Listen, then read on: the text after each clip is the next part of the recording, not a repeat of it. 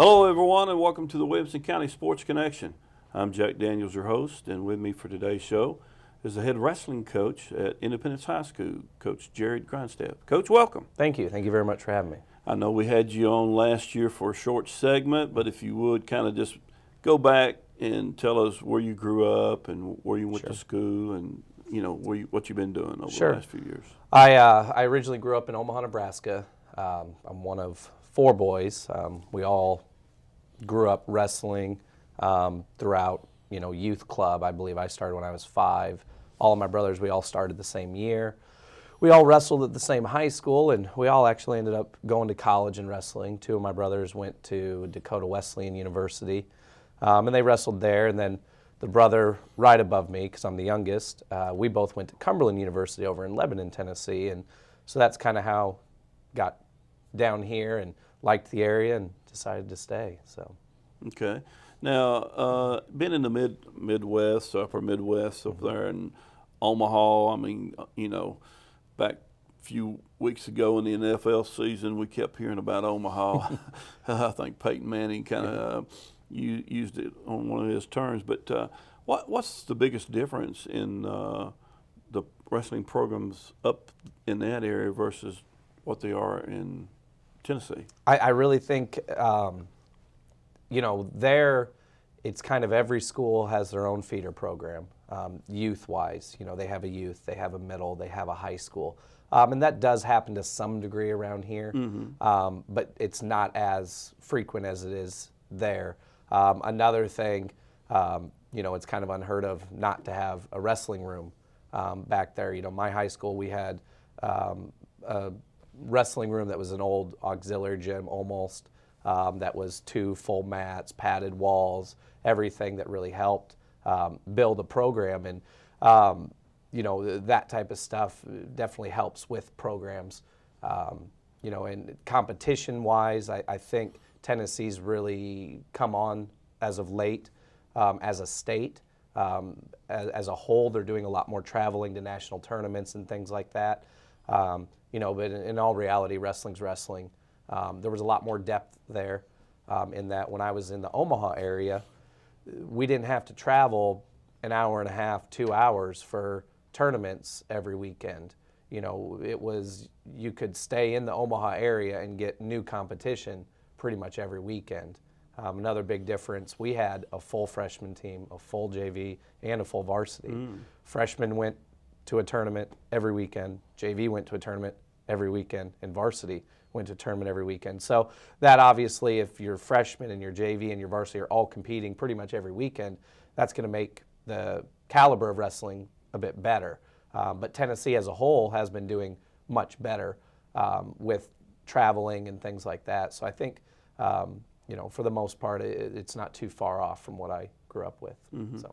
You mentioned Cumberland. Does Cumberland still have a program? They do. They've got a really strong program right now. They just finished 3rd at the NAI National Duels, which is the highest finish they've ever had. We went to the National Duel tournament a couple times when I was in college, and I don't believe we won a match. Well, we won individual matches, but we didn't win any team matches. And so for them to finish 3rd this year, that was huge. They went in as the 7 seed, and now they went in, I think, even lower than that. Beat the 7 seed, beat the 2 seed, and then lost to the 3 seed in the semifinals and ended up getting 3rd, which was pretty awesome. But yeah, they've got a great head coach, Todd Allen, that's doing really well with the program. He's trying to pull it in as many Tennessee kids as he can, and we're going to hope to send a couple kids there this year. So what kind of money is out there available to kids that are in wrestling? I mean, I know scholarship money gets tight, but is that in our state, I'm thinking UTC, Carson Newman used to have a team. Do they still have a team? Right now, Carson Newman does not. They dropped their program a couple years ago. There's Cumberland, UTC, and King College up in Bristol, right near the border there. I'm probably missing one other one, but there's not a ton of opportunities in the Southeast for college wrestling. It's popping up a little bit more. Georgia has Shorter University, which is another NAIA school. There's a couple others, can't think of off the top of my head. Money-wise, I mean, it's out there. I mean, when I went to college, I took a very small wrestling scholarship when I started. But when I got there, I did really well in the classroom, and I worked hard at practices, and so my scholarship level increased. But I had academic money. I used loans. So it was doable. If somebody has a strong work ethic and they're okay with paying a little bit for their schooling, I definitely feel it's something that's worth it. But there's not many full rides out there. I mean, most college programs have 10 scholarships total.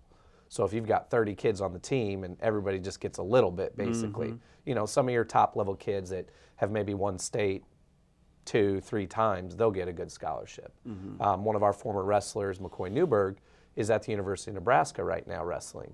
And he got a scholarship, a pretty decent one, but it wasn't a full ride. He was a 2-time state champ, and, you know, Nebraska's a top 7 program in the country in Division I.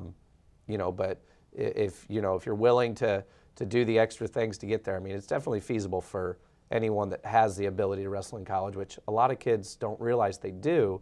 They just feel that it's not out there, but it is. It is. They can do it. So, is it kind of still being dominated kind of by the Big 12 conference, or do they break it up that way in wrestling? They Like do, in football? and it's the Big Ten.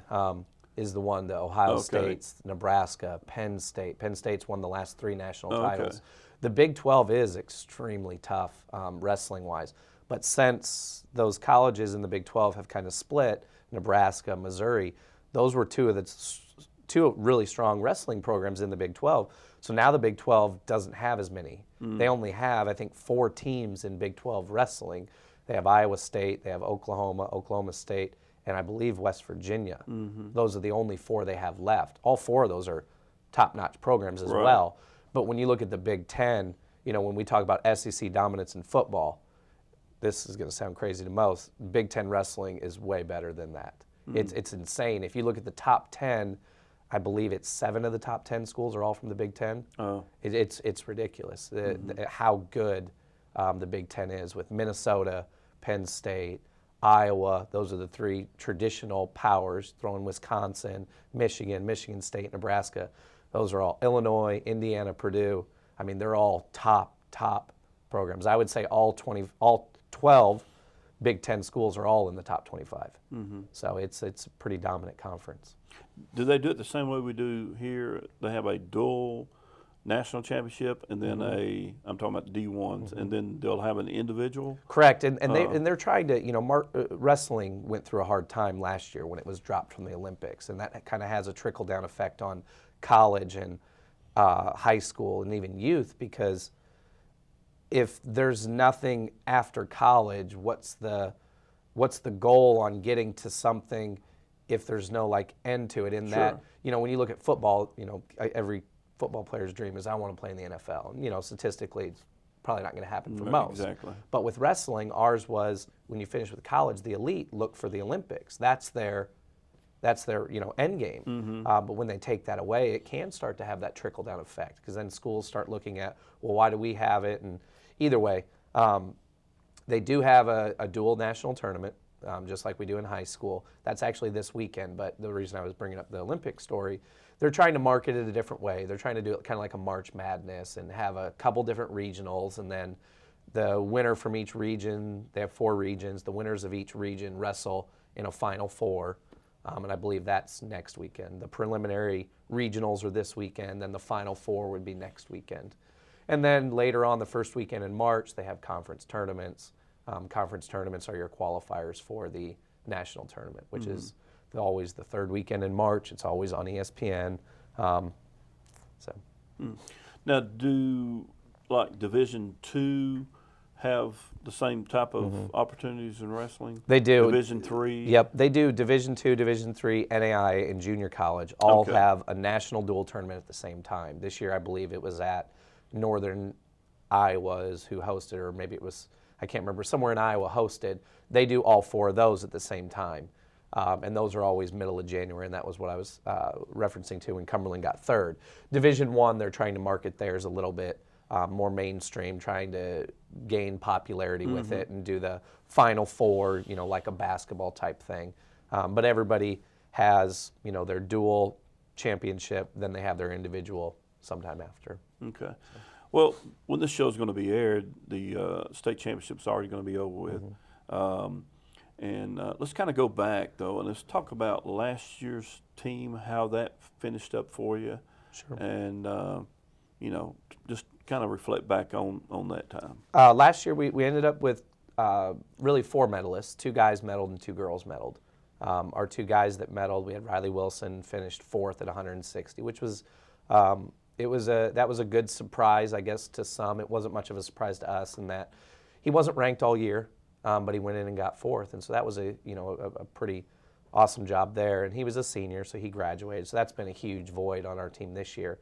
Then we had Robbie Allen. He got 5th, and he was kind of in the same boat as Riley in that he wasn't ranked all year either, but put together a really good state tournament.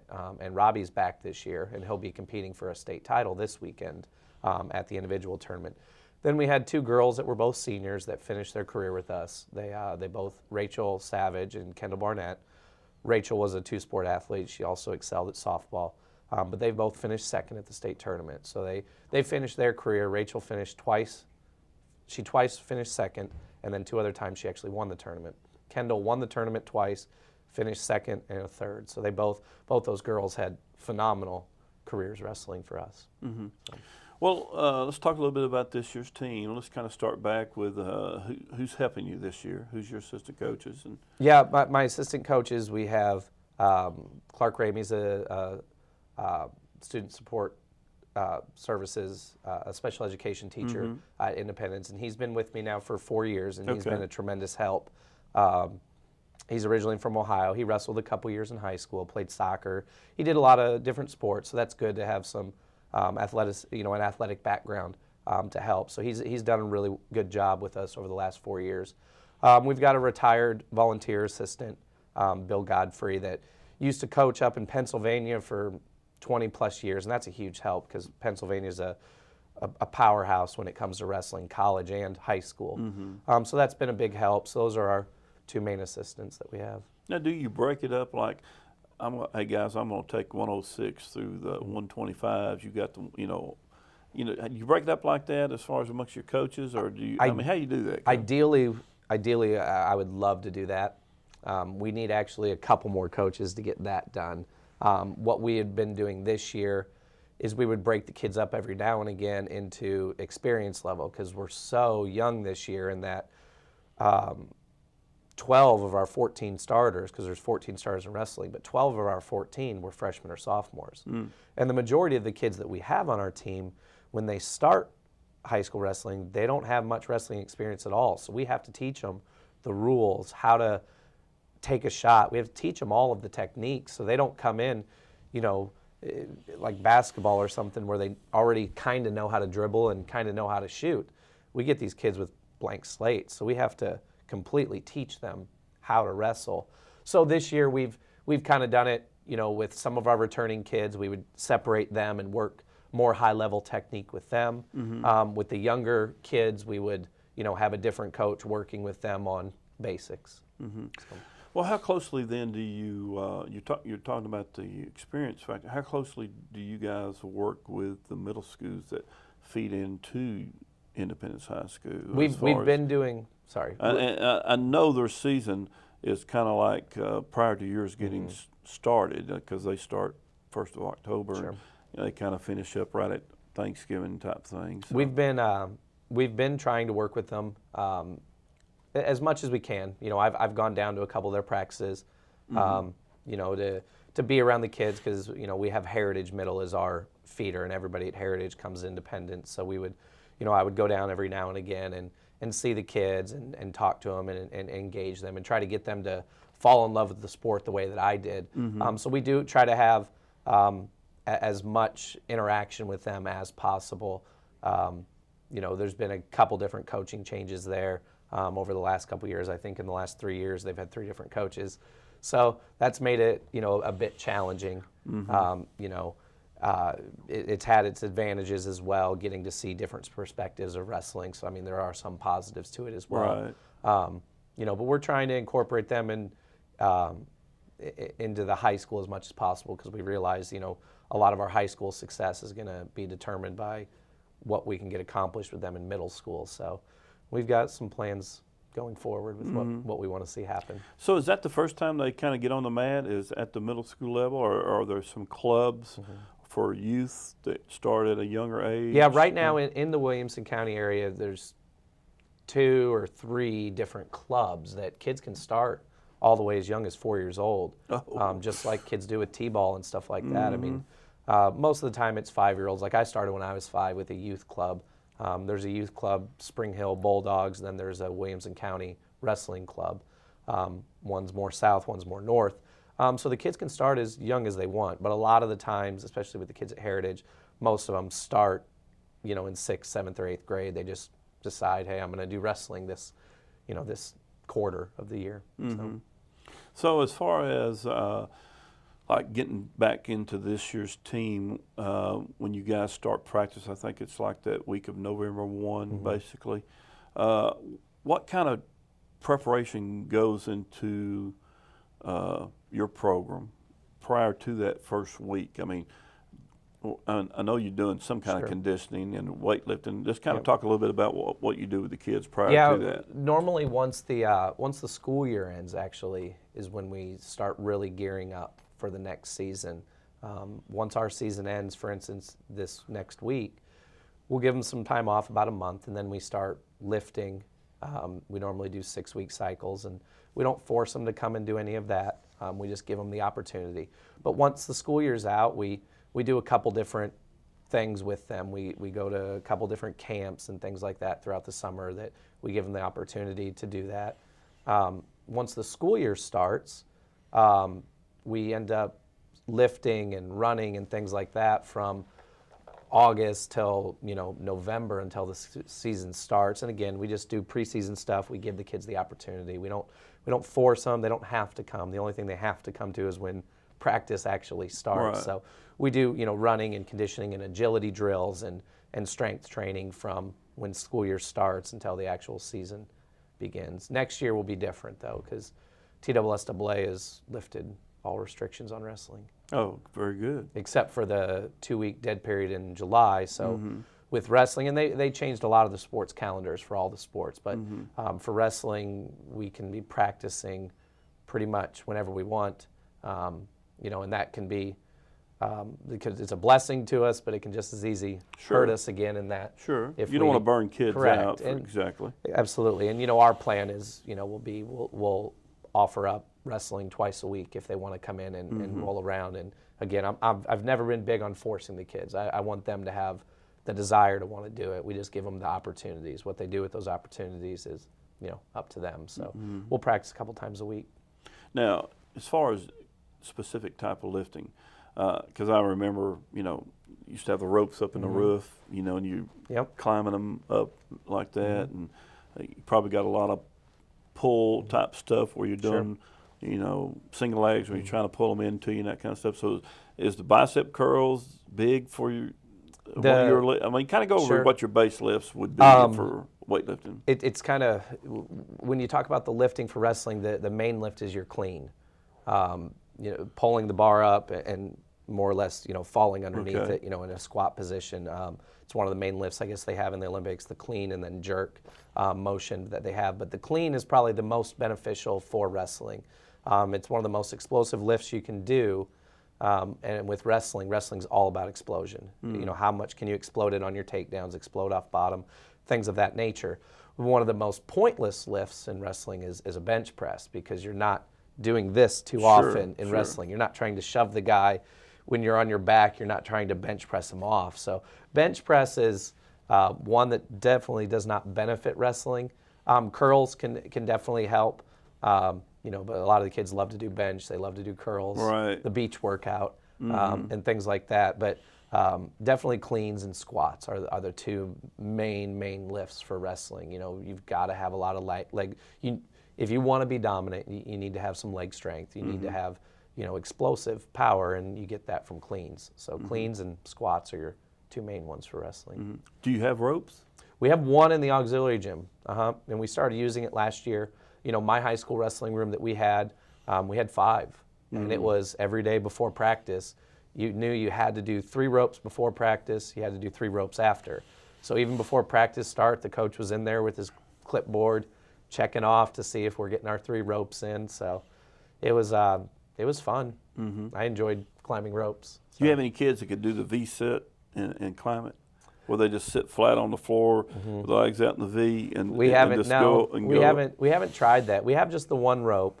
You know, and our auxiliary gym ceiling's pretty high. Right, so right. We haven't done a whole lot with it. They don't have a point where they don't go. They don't have a lot of training on it. Like when I was in high school, I was doing 3 a day. Yeah. So I could, you know, and our goal in high school was climb it with no legs. We didn't have to hold our legs out in a V like you're explaining. Yeah. But it was, can you climb all the way up to the top without using your legs to curl around the rope to hold you? Exactly. That was, you knew you're kind of a stud if you can do that. Yeah. You know, and so we haven't done ropes enough with our kids, and I don't want them trying no hands no legs, just, you know, with the arms. But I would hope at some point we can get some more ropes in there, get them a little bit more used to climbing them, and then they can start challenging themselves with different ways. Probably more ideally would be eventually sometime down the road being able to have your own area. You know, we wouldn't have to break down, set up so much, and, you know, where you could kind of do those type of things. And I know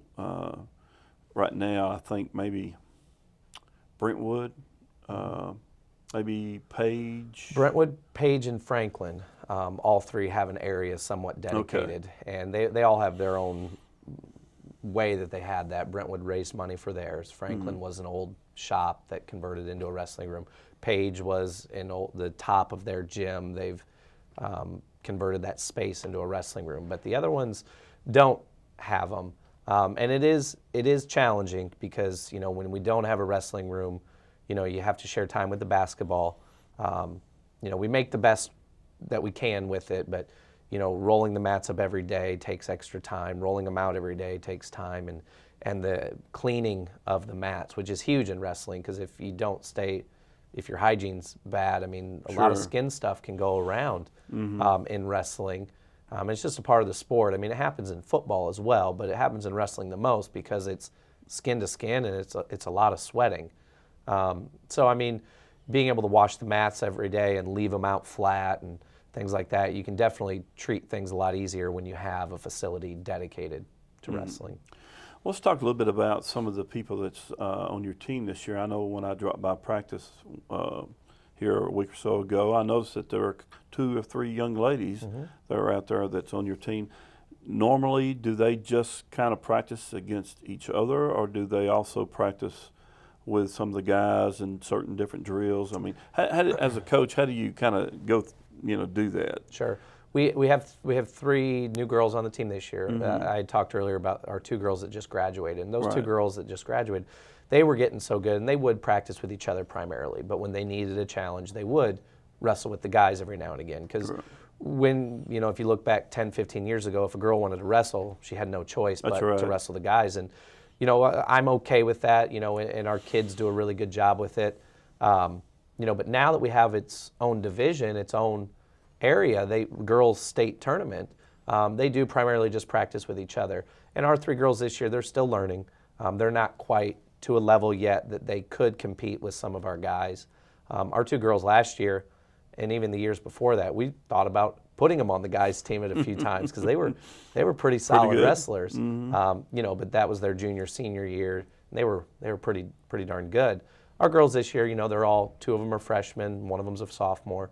But it's their first year, and so they're still learning how to practice, how to wrestle, and things like that. So the majority of the time, yes, they are just practicing against each other. Every now and again, if something comes up, we might have them do a little bit of drilling with the guys, but it's very, very, not very often. So this weekend, the state tournament's taking place. How many girls will actually you already know that number? How many girls are going to be in the state tournament? Sure. They have 8-man brackets. Okay. The girls have 8-man brackets. Division II has 8-man brackets. AAA, this is the first year they've done AAA as an individual state tournament. It used to just be girls, private, public, and that's it. They separated the public into 2, AAA and then AAA. But AAA is a 12-man bracket, and then AAA is 32-man bracket. So you've got 8-man, 12-man, and 32-man brackets. So the girls have And I'm pretty sure most of the girls' brackets are full. They've got 8 girls in each bracket, you know, from all different schools across the state. How many weight classes do girls have? Girls have 10. They have 10. Girls have 10. Guys have 14. Do they start out at 106 or do they go below that? They start at 105, 105? and they finish at 185. 185 is the highest.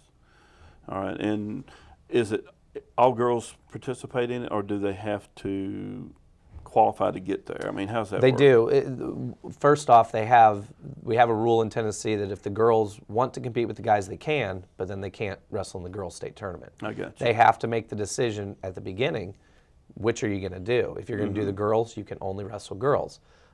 So the girls have their own region qualifying tournament. There's 2 of them, and they put West and Middle together in one region, and they put East together in one region, because East has just as many numbers in the East as Middle and West combined. So that's how they did the 2 regions for girls, and it's 2 region tournaments, top 4 in each region, go to state.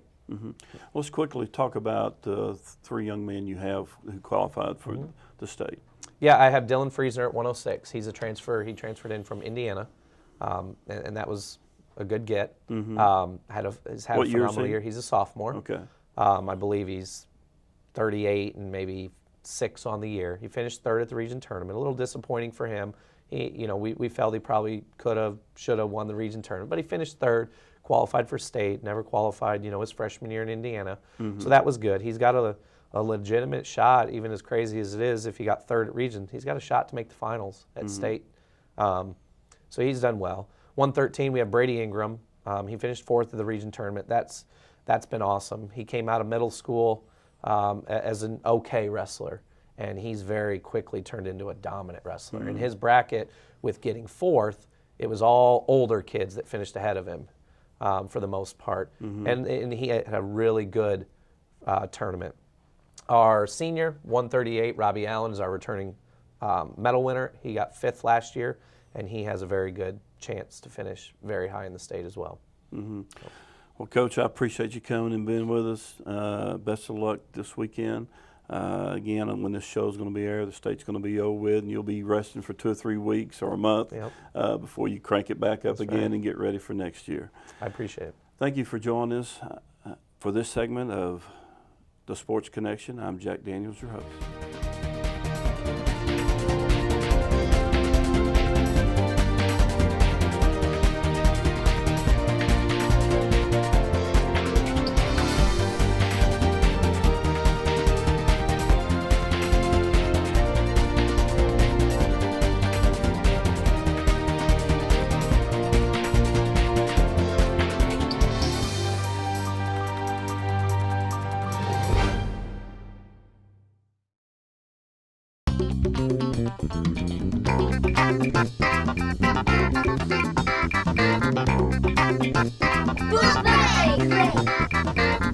My name is Ethan, and this is my book, Stories of the Clone Wars Adventure. I chose this book because it has lots of action and funny parts in it. And one day my mom just got this for me, and I liked it. I think lots of people would like this because it has lots of fighting and action and a lot of cool stuff in it.